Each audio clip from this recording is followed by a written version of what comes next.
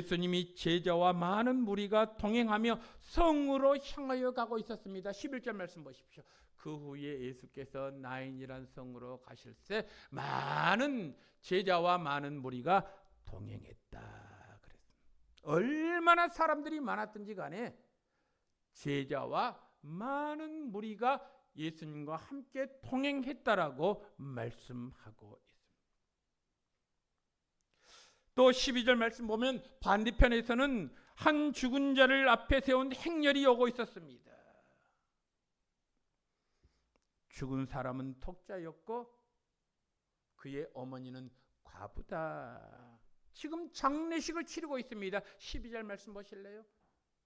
성문에 가까이 이르실 때에 사람들이 한 죽은 자를 메고 나오니 이는 한 어머니의 독자요 그의 어머니는 과부라. 그 성에 많은 사람도 그와 함께 나오거늘. 여러분 11절과 12절 이 두 그룹을 잘 비교해 보십시오. 한 그룹은 생명이신 예수님을 앞세우고 나인성으로 향하여 걸어가고 있고, 또 한 그룹은 죽은 시신을 앞세우고 성에서 나와서 지금 장지로 가고 있는 그 모습을 한번 생각해 보십시오. 생명의 대열과 죽음의 대열이 성 가까이서 마주쳤습니다. 여러분 12절 하반절 말씀 보십시오. 이렇게 기록하고 있죠. 그 성에 많은 사람도 그와 함께 나오거늘. 그러니까 들어가는 사람이나 나오는 사람이나 굉장히 많은 사람들이 양쪽에서 오고 있음을 우리가 알 수 있지요. 그리고 나서요, 여러분 오늘 13절 말씀을 한번 보실래요? 이렇게 기록이 됐습니다. 13절 주께서 과부를 보시고 불쌍히 여기사 울지 말라.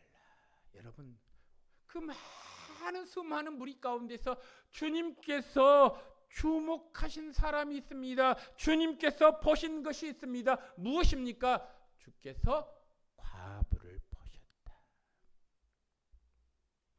수많은 사람들이 예수님 앞에서 뒤에서 오고 있는데 그 많은 사람들 가운데 슬퍼하고 있는 한 과부를 보셨습니다.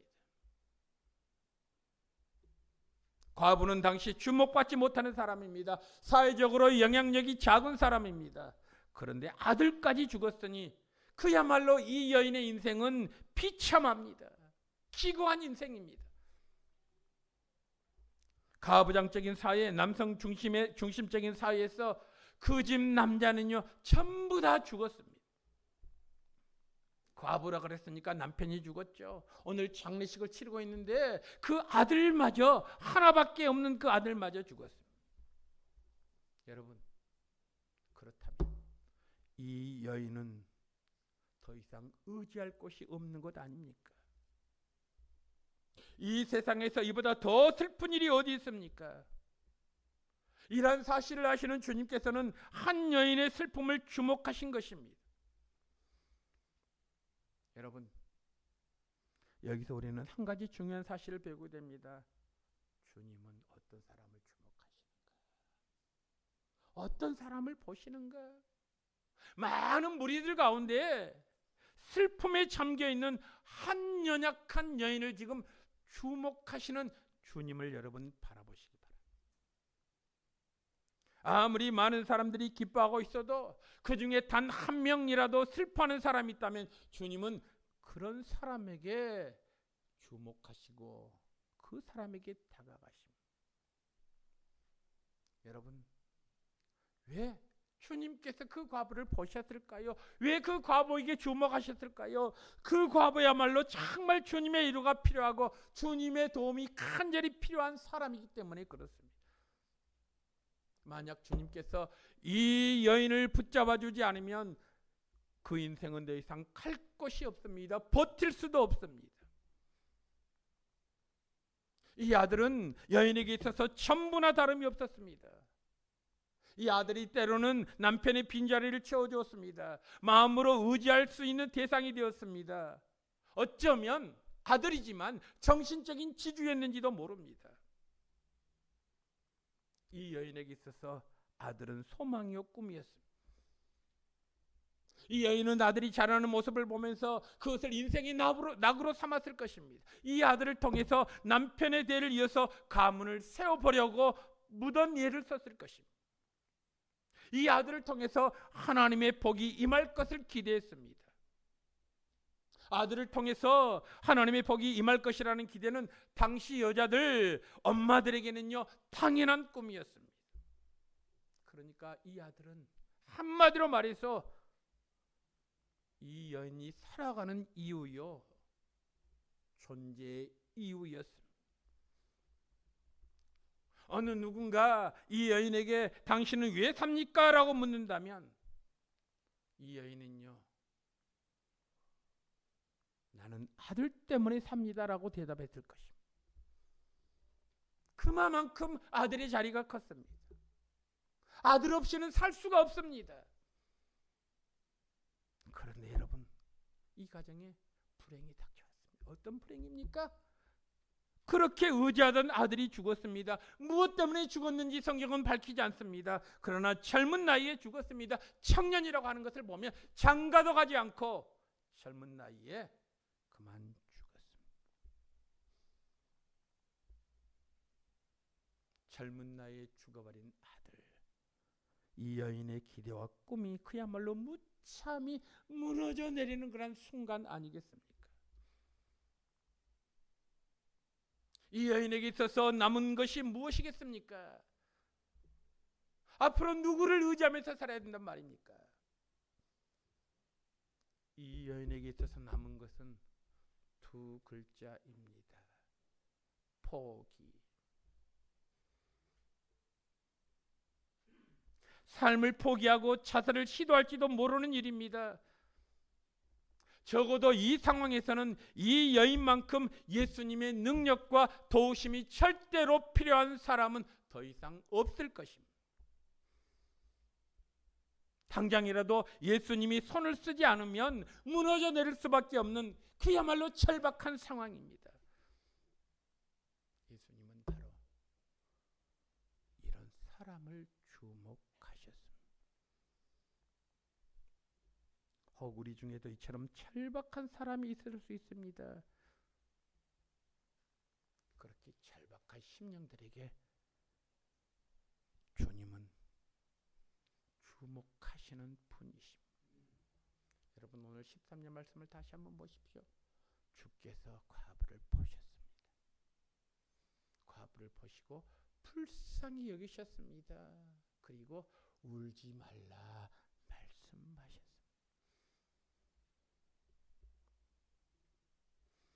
여러분,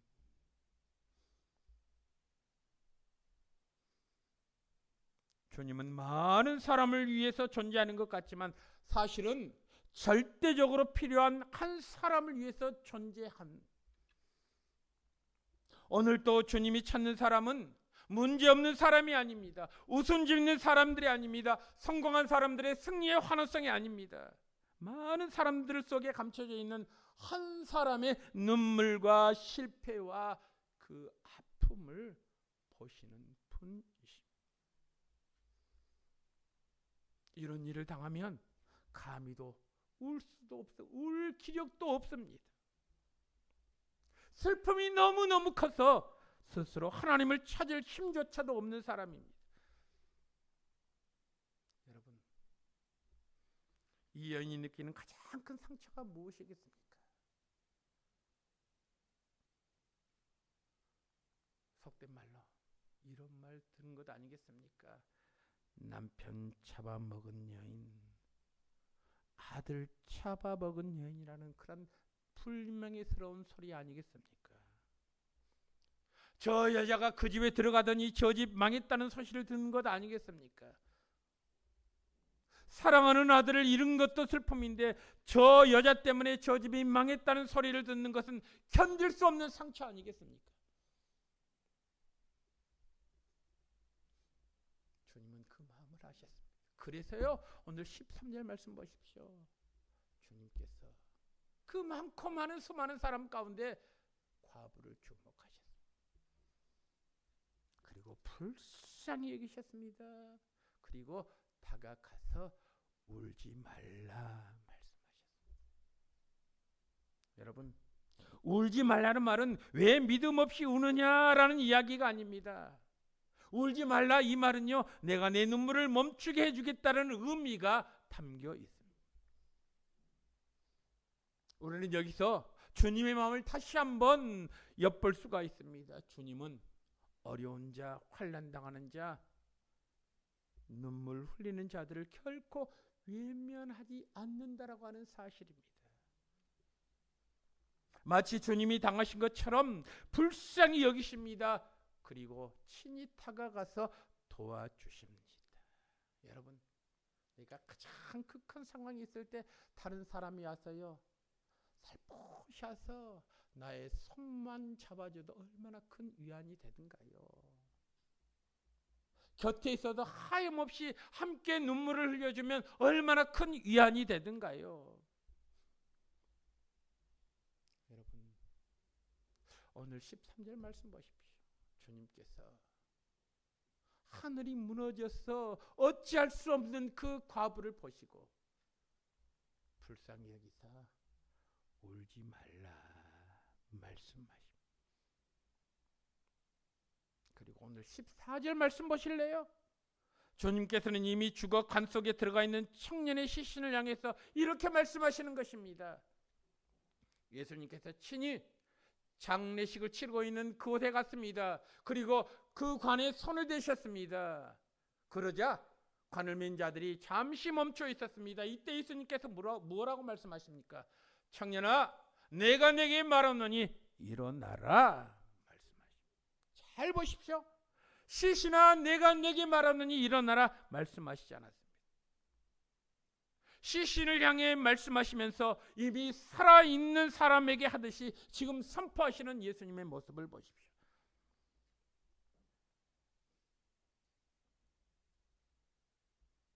청년아, 내가 내게 말하노니 일어나라. 여러분, 주님께서 이렇게 말씀하시자 15절 말씀 보실래요?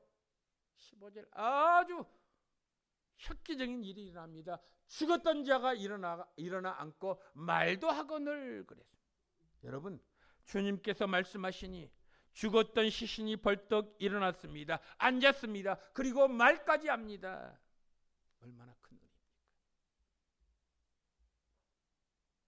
그런데 여러분, 죽은 자가 살아났으니 큰 은혜라고 생각하겠죠. 그런데요, 저는 그보다 더 큰 은혜가 있습니다. 15절 하반절입니다. 예수께서 그를 어머니에게 주셨다 그랬습니다.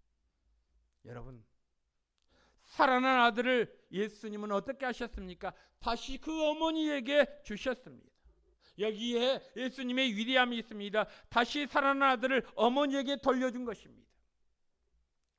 만약 예수님께서 이 청년에게 자, 이제 내가 너를 살려주었으니 나를 따르라 이렇게 하셨다면 어떻게 되었겠습니까? 꼼짝달싹 없이 따라가야 합니다. 왜요?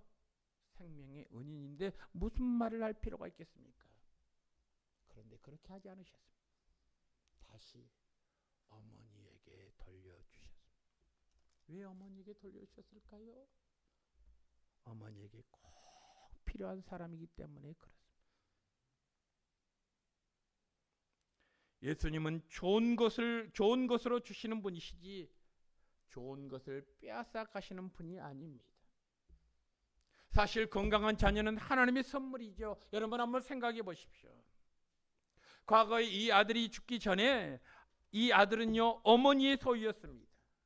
이 아들에게 온갖 정성을 다 쏟고 애지중지 하나밖에 없는 아들, 남편도 없는데 하나밖에 없는 아들, 얼마나 귀하게 애지중지 키웠겠습니까? 어머니가 생각할 때 이 아이는 내 것이라고, 내 전부라고 믿고 살았을 것입니다. 그렇게 생각하면 정말 내 것이 되리라고 이 어머니는 굳게 믿은 것입니다. 성경은 없지만 아마 신앙생활을 하는 것도 반대했는지도 모릅니다. 혹시 하나님께서 아브라함에게 네 아들을 바치라 그렇게 말할지 모르니까요, 아들을 빼앗아간다라고 생각했을지도 모릅니다. 그래서 아들을 뺏기지 않기 위해서 꼭 쥐고 살았습니다. 꼭 쥐고 살면, 품 안에 안고 있으면 모든 것이 해결을 낼 줄 알았습니다. 그런데 여러분, 아들이 죽었습니다. 내 소유라고 생각했는데 내 소유가 되지 못했습니다. 가까이 하려고 하니까 더 멀어져 버렸습니다. 이것이 바로 인생의 역설 아닙니까? 가지려고 하면 더 멀어지고 놓아주면 가까이 다가오는 것이 바로 인생 아닙니까? 어머니에게 있어서 아들이 죽기 전에는요, 내 것,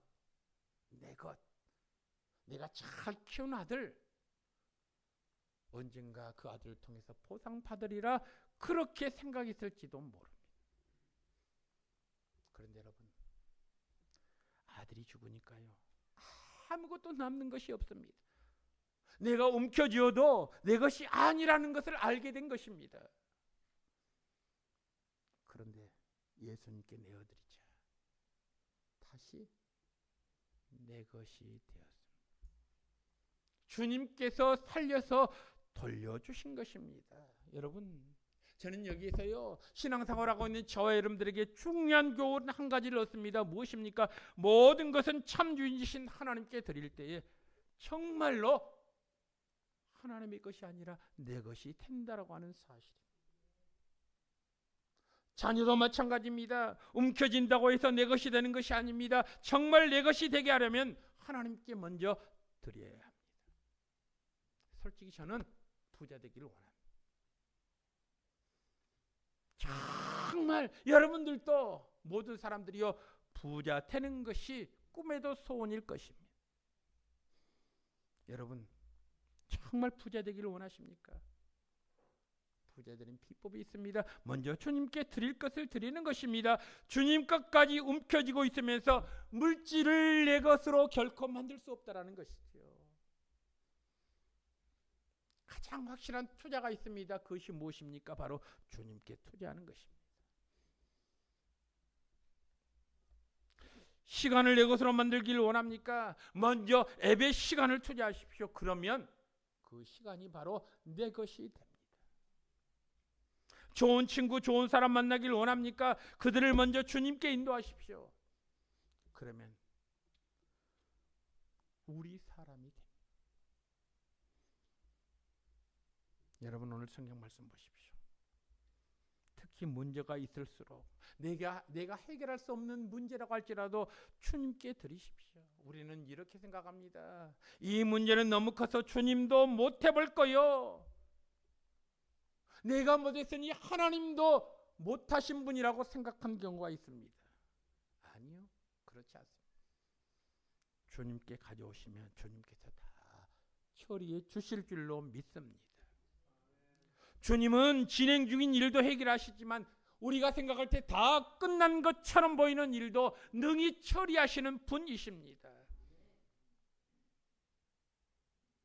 우리가 미리 이것은 돼, 이것은 안 돼 가르마치지 마시기 바랍니다. 이것은 나의 생각입니다. 나의 방법입니다.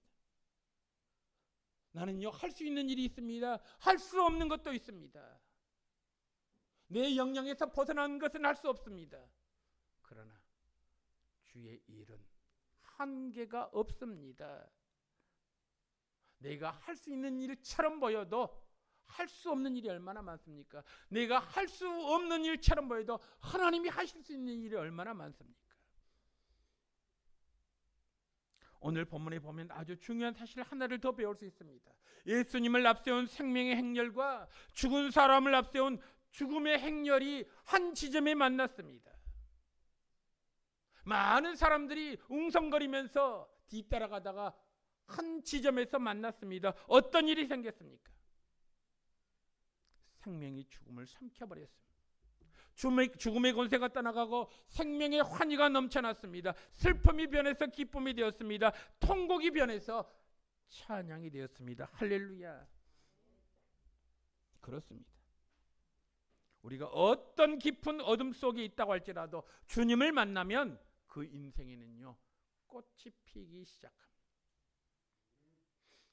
제가 일부 예배 때 찬송가 242장을 불렀어요. 242장. 황무지가 장미꽃같이 피는 것을 볼 때에 구속함의 노래 부르며 거룩한 길 다르니. 또 3절 말씀에는요, 이런 가사가 있습니다. 마른 땅에 샘물 터지고 사막에 물 흐를 때 기쁨으로 찬송 부르며 거룩한 길 다니지. 여러분, 그 찬송을 부르면서 그래, 나는 그렇게 할 수 없지만 하나님은 그런 분이시다. 마른 땅에 샘물 터지고 사막에 물을 흐르게 하실 수 있는 분이 바로 하나님이시다. 하나님의 전능하심을 믿습니까? 하나님의 함께하심을 믿습니까? 자, 오늘 말씀을 통해서 우리가 할 일이 있습니다. 우리가 할 일이 무엇입니까? 생명의 주님을 만나는 것입니다. 내 문제를 내가 처리하려고 하는 것이 아니라 주님께 내어드리는 것입니다. 예수를 만나면 생명이 죽음을 삼켜버립니다. 죽음의 권세가 떠나갑니다. 믿습니까? 내가 잃어버렸던 것들을 회복하고 죽었던 기쁨이 살아납니다. 여러분, 이 사건의 결론이 무엇인 줄 아십니까? 오늘 16절 말씀 보십시오. 자, 16절 한번 잘 보십시오. 모든 사람이 두려워하며 하나님께 영광을 돌려 이르되 큰 선지자가 우리 가운데 일어나셨다고 또 하나님께서 자기 백성을 돌보셨다 하더라. 그 광경을 지켜본 수많은 사람들이 두려워하면서 하나님 앞에 영광을 돌리면서 그들이 이렇게 고백합니다. 첫 번째 고백이 무엇인 줄 아십니까? 큰 선지자가 우리 가운데 일어나셨다라는 것입니다. 여기 우리 가운데라는 단어를 우리가 주목해 보아야 합니다. 큰 선지자 예수님이 우리 삶 가운데 함께 하셨다라고 하는 사실입니다. 밖에 계시는 것이 아니라 우리 가운데, 우리 인생의 한가운데, 나의 고통의 한가운데, 절망의 한가운데, 문제의 한가운데, 기쁨의 한가운데, 여러분, 내가 겪는 모든 일의 한가운데 주님이 계십니다. 한가운데 큰 선지자가 우리 가운데 일어나셨다. 여러분, 그러므로 여러분, 내가 어떤 상황이 있다고 할지라도 혼자라고 생각하지 마십시오. 결코 혼자가 아닙니다. 이 과부는요, 혼자라고 생각했습니다. 내 가족이 전부라고 생각했습니다. 그 아들을 믿고 의지하고 그 아들만 신뢰했습니다. 그 아들만 붙들고 삶을 살았습니다. 그런데 막상 혼자가 되다 보니요, 모든 것이 다 무너지는 고통과 아픔이었습니다. 그런데 오늘 16절 말씀 보십시오. 청년아, 내가 내게 말하노니 일어나라 말씀하시자 그 청년이 일어났습니다. 그리고 그 죽었던 청년이 일어나서 이야기도 합니다. 주님께서 그 청년을 어머니에게 다시금 보냅니다. 그 광경을 지켜보던 수많은 사람들이 하나님 앞에 영광을 돌리면서 주변 사람들이 하는 말이 무슨 말입니까? 큰 선지자가 우리 가운데 일어나셨다. 함께 하신다는 것입니다. 사소한 문제까지도 함께 하신다는 것입니다. 그 다음에 두 번째, 이 모든 사람들이 하나님 앞에 영광 돌리면서 하는 말이 무슨 말인 줄 아십니까? 하나님이 자기 백성을 돌아보셨다 말씀합니다. 여러분 16절 하반절 말씀 보십시오. 또 하나님께서 자기 백성을 돌보셨다 하더라. 여러분, 많은 사람들의 의식 속에 있는 생각이 무엇입니까? 하나님은 너무 멀리 떨어져 계시다는 것입니다. 하나님은 우리가 겪고 있는 사소한 일, 세세한 일에는 관심이 없을 것이라고 생각합니다. 우리 문제는 나 아닌 누구도 해결할 수 없다. 내 스스로 해결해야 한다라고 생각합니다. 여러분, 왜 그렇습니까? 하나님은 멀리 계신 분이라고 생각하기 때문에 그렇습니다. 그런데 여러분, 오늘 16절 말씀 보십시오. 멀리 계신 분이라고 생각했는데 그 광경을 목도한 수많은 사람들이 이구동성으로 하는 말이 하나님께서 자기 백성을 돌보셨다. 돌보셨다는 말이 무슨 말입니까? 하나님께서 해결하셨다, 주님께서 해결하셨다, 그런 말 아니겠습니까? 우리는 하나님이 함께 계심을 언제 기억합니까? 우리가 예배하고 기도하고 성경 공부할 때만 하나님께서 함께 하신다고 생각합니다. 아닙니다. 예배 드릴 때만 함께 하는 것이 아니라 우리의 삶 가운데서도 함께 하신 분이십니다. 하나님은 자기 백성을 돌아보시는 분이십니다. 우리는 하나님에 대한 고정관념을 바꿔야 합니다. 여러분, 이 여인에게 있어서, 과부에게 있어서 그 고정관념, 내 것을 잃었으니 이제 포기할 수밖에 없다. 내 아들이 죽었으니 더 이상 나에게는 소망이 없다. 이것이 세상적인 그런 생각을 가진 사람들의 넋두리 아니겠습니까? 그런데 여러분, 그렇지 않습니다. 하나님은 자기 백성을 친히 돌아보시는 분이십니다. 하나님은 우리의 삶의 세밀한 부분까지 얼마나 관심이 많은지 아십니까? 마태복음 보니까요, 우리의 머리카락까지 세시는 분이라고 있습니다. 참새 한 마리가 죽는 것도 아시는 분이라고 있습니다. 하물며 하나님의 형상을 닮은 인간의 삶에 무관심하시겠습니까? 특별히 주님을 믿는 주의 백성들 돌아보시는 하나님, 함께 하시는 하나님임을 오늘 16절에 말씀하고 있는 것 아니겠습니까? 여러분, 그렇습니다. 우리 가운데, 우리의 삶 가운데 어떤 고난과 아픔이 있다고 할지라도 저는 이 누가복음 7장에 나오는 이 과부만큼 더 슬프고 어려운 사람은 없다고 생각합니다. 여러분, 오늘 우리가 말씀 속에서 다시 한번 소망을 가집시다. 왜 그녀가 다시금 일어날 수 있었습니까? 왜 과부가 다시금 소망을 가질 수 있었습니까? 그녀의 숨겨진 아픔을 아시는 주님께서요, 그녀를 치유해 주셨기 때문에 그렇습니다. 어루만져 주셨기 때문에 그렇습니다. 함께 하셨기 때문에 그렇습니다. 여러분, 우리가 신앙생활하면서 꼭 기억해야 할 것이 있습니다. 나와 함께 하시는 주님, 나의 삶을 지켜보시는 하나님, 나를 인도하시는 하나님, 복의 근원이 되시는 하나님, 내가 사망의 음침한 골짜기로 다닐지라도 그럼에도 불구하고 나를 지키시며 돌보시는 하나님, 그 하나님을 비로소 그 여인은요 깨닫게 되었습니다. 과부는 깨닫게 되었습니다. 누구를 통해서? 주변에 있는 수많은 사람들이 두려워하면서 하나님 앞에 영광 돌리는 그 모습을 보면서 깨닫게 되었다. 그렇게 성경은 우리에게 말씀하고 있지 않습니까? 여러분, 그렇습니다. 오늘 우리들의 삶의 모습은 어떠합니까? 이 소문이 삽시간에 온 사망이 다 퍼졌습니다. 17절 말씀 보십시오. 예수께 대한 이 소문이 온 유대와 사방에 두루 퍼지니라. 여러분, 선한 영향력이 두루 사방에 온 소문이 유대와 사방에 두루 퍼졌다. 오늘 우리에게 꼭 필요한 일 아닙니까? 성공해야만 하나님 앞에 영광 돌리는 것이 아닙니다. 실패해도, 절망 가운데서도, 좌절 가운데서도, 질병 가운데서도 얼마든지 하나님이 함께 하심을 나를 통해서 많은 사람들에게 전달되어 줄 수 있는 것 아니겠습니까? 하나님의 사랑하신 천성의 모든 성도 여러분, 주님은요, 나의 숨겨진 아픔까지도 아시는 분이십니다. 나의 숨겨진 아픔을 다른 사람에게 이야기하면 처음에는 동정할 수 있습니다. 그러나 시간이 지나다 보면요, 그 말이 돌고 돌아서 왜곡되어서 도리어 마음을 아프게 할 때가 얼마나 많습니까? 여러분, 그렇습니다. 그러므로 우리가 꼭 해야 할 것이 있습니다. 그것이 무엇입니까?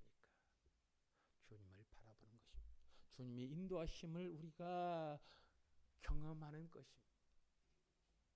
그래서 오늘 우리가 함께 찬양하기를 원합니다. 어떤 찬양? 어떤 상황에서도 우리가 주님을 바라볼 수 있는 은혜를 주님 다하여 주옵소서. 주만 바라볼지다. 이 찬양을 우리가 함께하면서 믿음의 고백, 믿음의 다짐을 다시 한번 나는 복된 성도들이 되기를 간절히 원합니다. 우리가 함께 부르겠습니다.